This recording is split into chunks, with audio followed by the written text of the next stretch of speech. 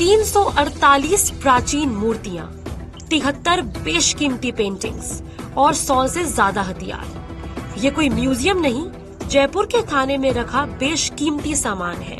ये सब कुछ अंतर्राष्ट्रीय मूर्ति तस्करी वामन नारायण घिया से 21 साल पहले बरामद की गई थी। 11 साल पहले वामन नारायण घिया को तो हाई कोर्ट ने बरी कर दिया था, लेकिन ये सामान आज भी थाने में पड़ा है। इस सामान में खुजराव की प्रतिमाओं के टुकड़े भी शामिल हैं, जिनकी कीमत उस वक्त करीब 6 करोड़ रुपए थी। वहीं 1 करोड़ रुपए की पेंटिंग्स भी थी। पिछले कई सालों से ये मूर्तियां इस थाने में हैं।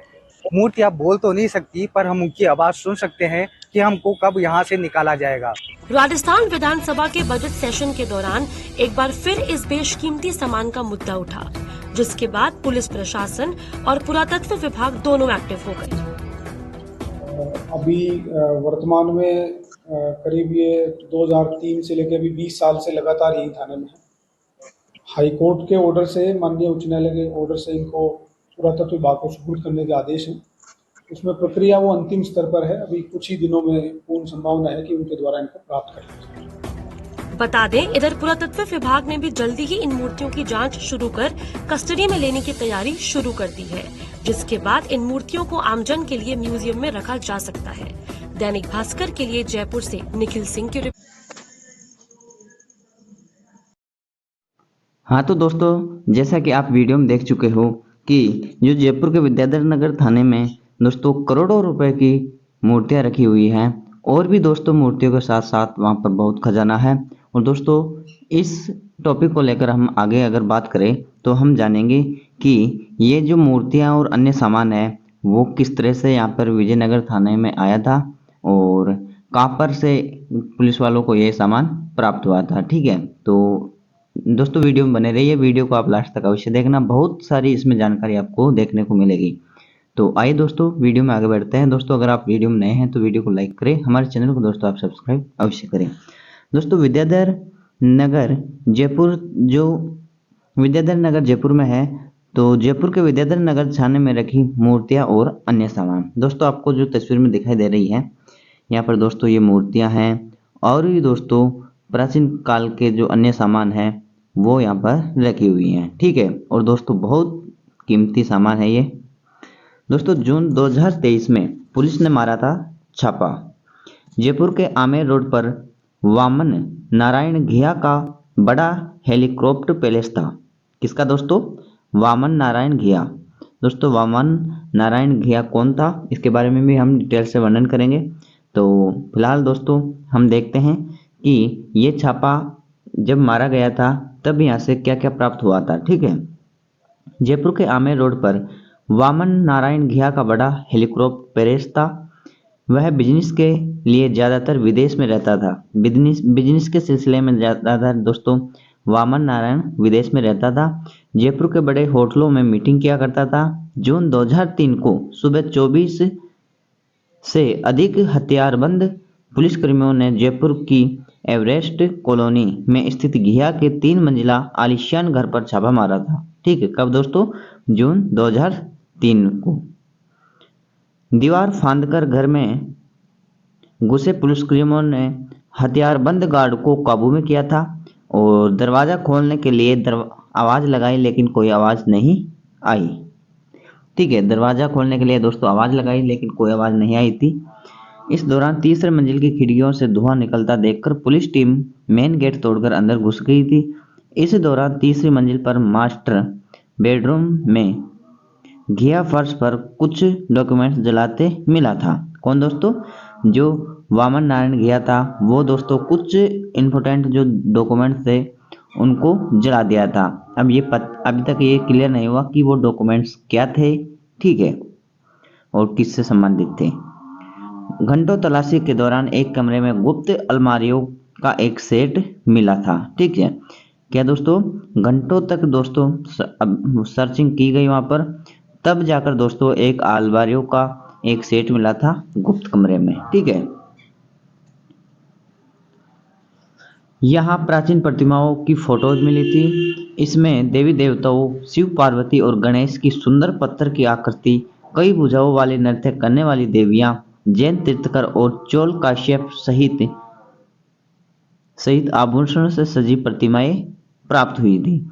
कई फोटोज देखकर लगा कि मूर्तियों को जबरन मंदिर की दीवारों से उखाड़ा गया है। इसके कारण उनके अंग या सिर नहीं थे। मतलब कुछ मूर्तियां ऐसी थी कि उन मूर्तियों के दोस्तों कुछ हाथ या सिर वगैरह कुछ ना कुछ टूटी हुई चीज थी, अर्थात अपन कह सकते हैं कि खंडित मूर्तियां थी। ठीक है, उनको देखकर ऐसा लगता था कि ये जबरदस्ती तरीके से दोस्तों मंदिरों से उखाड़ी गई है। घिया के घर से पुलिस को भी एक मूर्ति नहीं मिली। घिया के घर से पुलिस को एक भी मूर्ति नहीं मिली थी। ठीक है, घिया को गिरफ्तार करने के बाद पुलिस टीम ने उसके शहर के बाहर स्थित खेत, मथुरा और दिल्ली में विभिन्न गोदामों पर छापा मारा। वहां से उन्होंने 348 प्राचीन प्रतिमाएं प्राप्त हुई।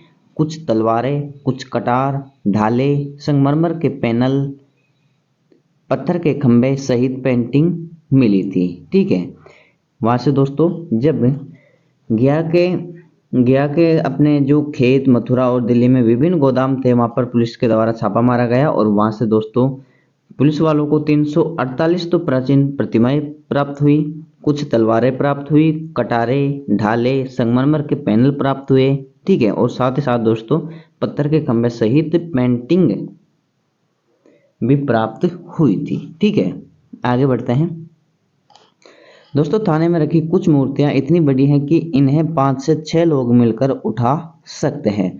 दोस्तों इतनी बड़ी मूर्तियां थी, ठीक है, जो अभी थाने में स्थित हैं। पुरातत्व विभाग को दोस्तों पुलिस थाने के द्वारा सौंपने का कार्य चल रहा है। ठीक है, तो दोस्तों कुछ ऐसी प्रतिमाएं थी कि जिन प्रतिमाओं को दोस्तों 5 से 6 लोग मिलकर उठा सकते थे। इतनी तो बड़ी मूर्तियां या प्रतिमाएं थी। ठीक है, जो आपको तस्वीर में दिखाई दे रही है।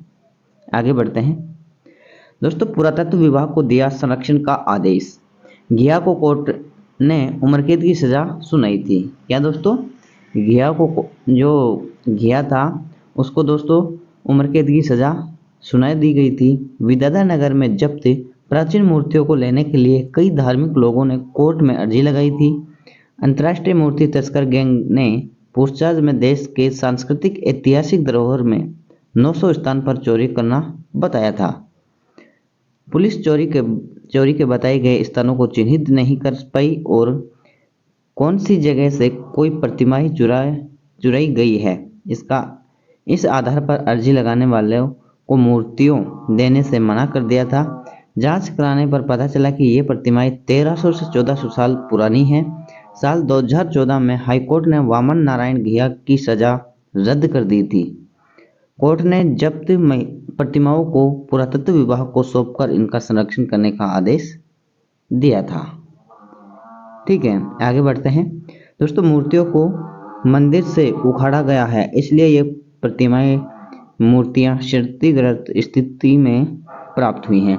दोस्तों जो आपको तस्वीर में दिखाई दे रही है, ये मूर्तियां ऐसे लगता है, ऐसा प्रतीत होता है कि इसको जबरदस्ती तरीके से मंदिर से उखाड़ा गया है, तब ये मूर्तियां दोस्तों क्षतिग्रस्त हो गई। ठीक है, आगे बढ़ते हैं।